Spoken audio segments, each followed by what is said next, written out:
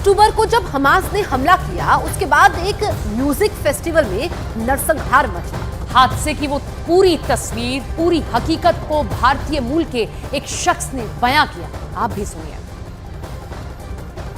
Israel और Gaza border से लगातार हम युद्ध की रिपोर्टिंग कर रहे हैं और हर वो कहानी आप तक ला रहे हैं जो न्यूज़ 18 इंडिया, देश का नंबर 1 न्यूज़ चैनल, आपके सामने रख सकता है। मैं नीरज कुमार आपको वो कहानी बताने जा रहे हैं जो भारतीय मूल की एक महिला, उनके बेटे हैं डोर, ये डोर हैं हमारे साथ। म्यूजिक फेस्टिवल, रेम एक शहर है, यहाँ से छोटा सा शहर है, वहाँ एक म्यूजिक फेस्टिवल पार्टी थी यहूदियों की जो कि गाजा पट्टी से नज़दीक था। और 7 अक्टूबर को जब हमास ने हमला किया तब वहाँ म्यूजिक फेस्टिवल पे भी वो लड़ाके पहुँच गए। मिसाइल से हमला तो हो ही रहा था, लेकिन सुबह में उस म्यूजिक फेस्टिवल में हजारों यहूदियों पर हमला किया गया और 200 से अधिक लोगों को मार दिया गया। लेकिन डोर वहीं थे, इनकी महिला मित्र भी थी, वो भी थी इनके साथ और इनके कई दोस्त थे। और ये वो कार है। डोर अगर आज हमारे बीच जीवित हैं तो इसलिए क्योंकि उनके साथ ये कार थी और बहुत हिम्मत दिखाई। 9 घंटे तक आप पूरा दिखाइए कार का करम। आप ये कार है, डोर काम करते हैं, उनका ये सामान इस गाड़ी में रहता है और उस म्यूजिक फेस्टिवल में अपने काम की वजह से भी थे। इनका एक स्टॉल लगा था। ये भारतीय मूल के पिता से हैं और यहूदी परिवार है, यहाँ बहुत एकजुट है, खासकर इस शहर में जिस पर सबसे ज़्यादा हमला हो रहा है, आपके शहर में, यहाँ एश्केलॉन में। यस, तो आप देख सकते हैं डोर और उनकी गर्लफ्रेंड लाली और इनके फ्रेंड्स अगर जीवित हैं तो इस वजह से कि इन्होंने हिम्मत जुटाया, अपनी गाड़ी तक पहुँचे। उस दिन जब 200 से ज़्यादा लोगों को हमास के लड़ाकों ने वहीं पर ढेर कर दिया था, इन लोगों का पीछा किया हमास के लड़ाकों के बीच, ये दोनों अपने दोस्तों के साथ, you were in the bathroom with your friends, अपने दोस्तों के साथ एक बाथरूम में बंद रहे। 9 घंटे के स्ट्रगल के बाद उनसे निकल कर 13 घंटे बाद अपने घर पहुँचे और ये परिवार आज खुश है। लगातार चुनौतियां हैं, एश्केलॉन में लगातार बमबारी, मिसाइल से हमले किए जा रहे हैं हमास की तरफ से, लेकिन आज अगर डोर और उनकी गर्लफ्रेंड जिंदा है तो इसलिए कि किस्मत इनके साथ था और इन्होंने हिम्मत भी जुटाया।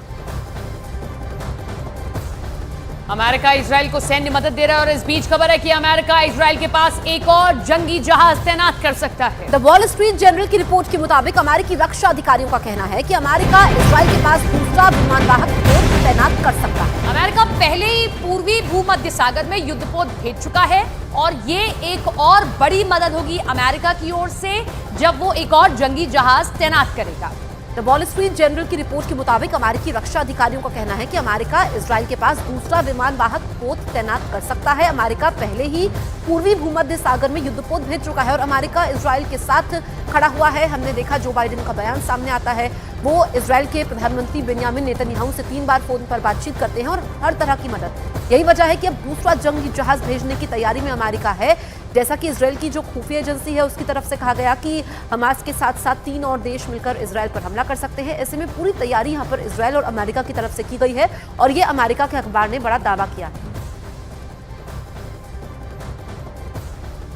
तो इजराइल और फिलिस्तीन की जंग में जहां हमास के समर्थन में तमाम देश आ रहे हैं और इजराइल पर अलग अलग तरीकों से हमलों को अंजाम दे रहे हैं, वैसे ही इजराइल के साथ सुपर पावर अमेरिका आ चुका है और समंदर के रास्ते अपने कैरियर स्ट्राइक ग्रुप को पहुंचा रहा है। हम आपको ग्राफिक्स के जरिए सिलसिलेवार तरीके से बताते हैं कि इस कैरियर स्ट्राइक ग्रुप में कौन कौन से जंगी जहाज हैं और किस रास्ते से वो भूमध्य सागर में आ रहे हैं। तो ये आपके सामने बिल्कुल। तो ये देखिए कि carrier strike group 12 aircraft carrier ज़ेपल्ट R4 है और ये अब अमेरिका पूरी तरीके से एंट्री हो चुकी है और इसके जरिए इन जहाज़ों के जरिए मदद हो रही है।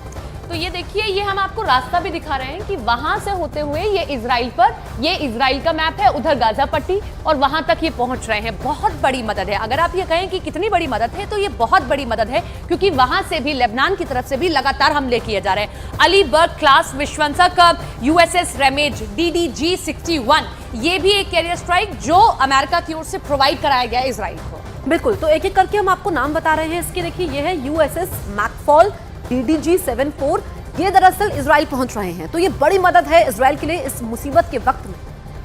USS थॉमस हनर DDG 116, नाम इनके हम आपको दिखा रहे हैं। ये एक से ज्यादा संख्या इन जंगी जहाजों की जब ये इजराइल पहुंच रहे हैं और बड़ी मदद ये इजराइल के लिए साबित होंगे इस जंग।